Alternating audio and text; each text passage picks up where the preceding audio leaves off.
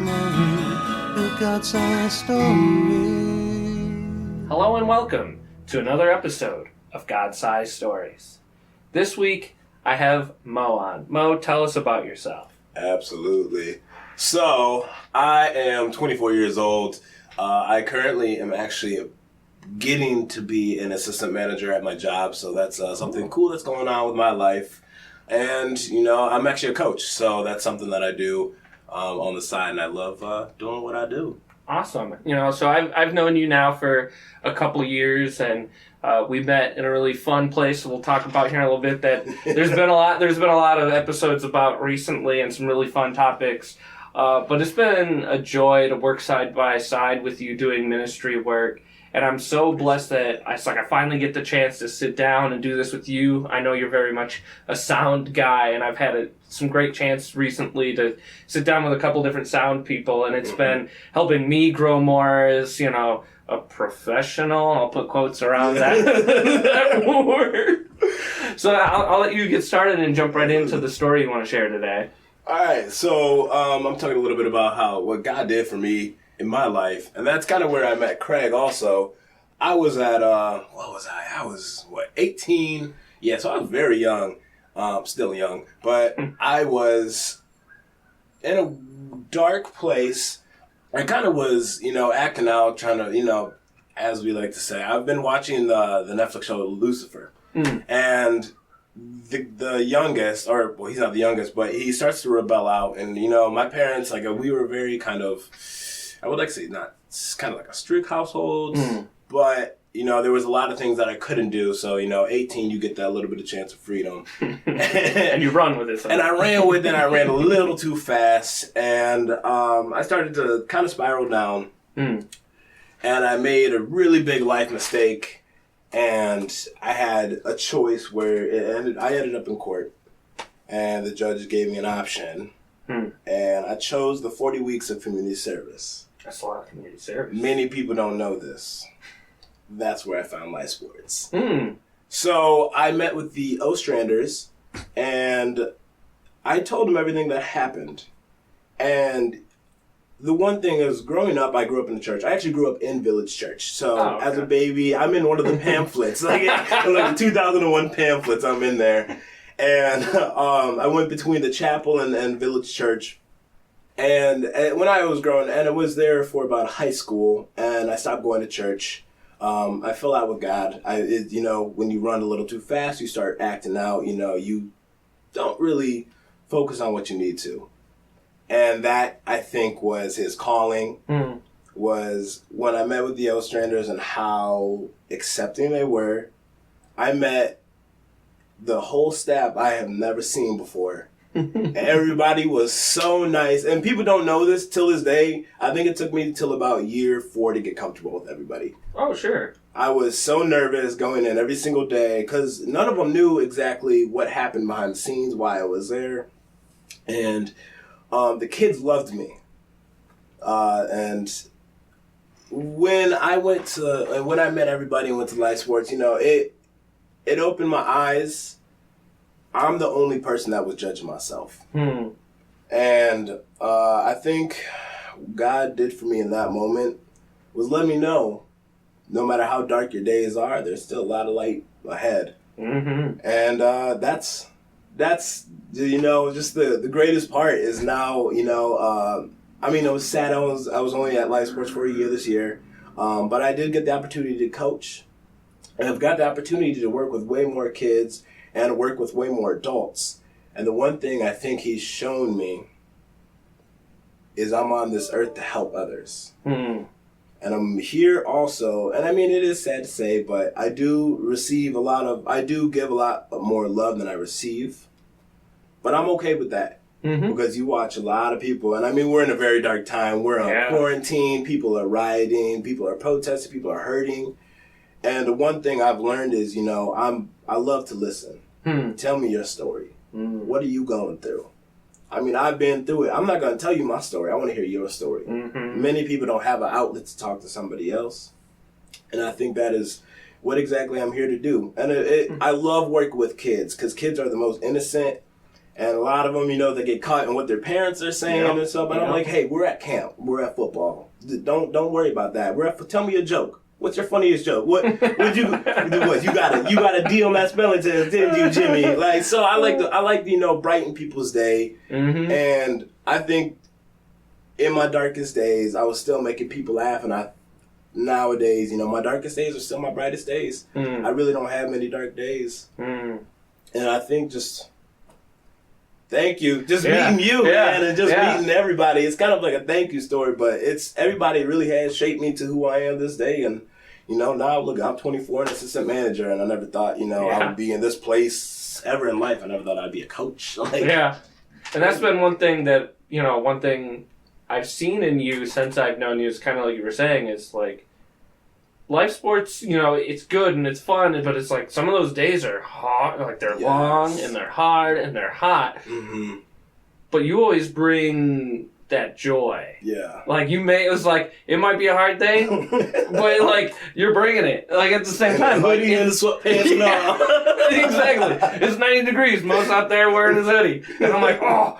But it's like, those are the things that you're looking for in those days, and it's infectious, but it's like, it's not typically we think infectious it means a bad thing, but it's a good thing. Like that joy is infectious, and that's something that I see in all aspects of your life, whether it's that or whether I've seen you working with kids in tons of ways, or like also we work together doing these like Nerf birthday parties for ops, which is always fun. And it's like sometimes we get some not so great kids at those, That was me as a kid. Yeah, me too. But like sometimes we get these really spoiled kids that it's like, and they don't know how to act around people that aren't their family. Mm-hmm. But the love that you still show in those men, the patience you have, and I'm like, all right, Mo can do it, I can do it. Lord, let's just take us now.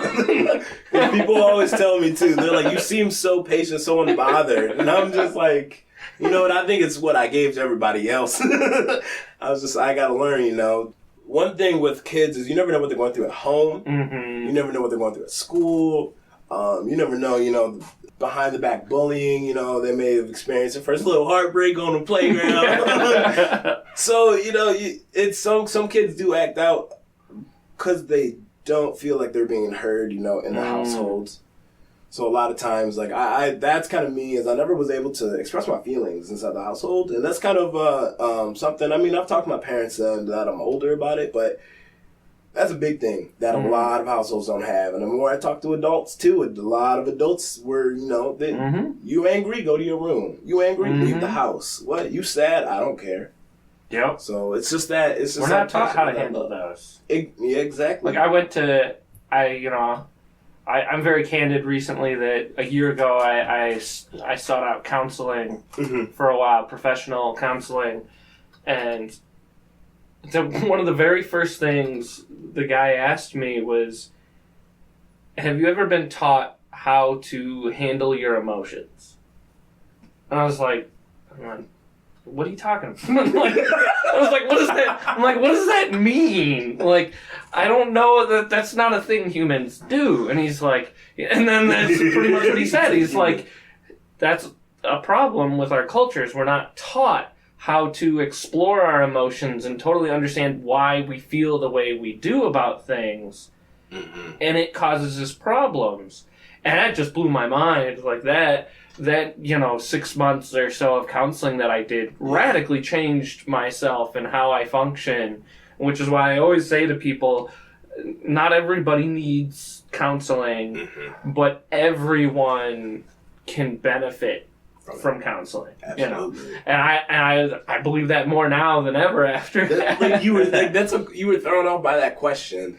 And the craziest part is that should be a normal question. Yeah. And it's like, you're like, someone asked me about how I feel. Yeah.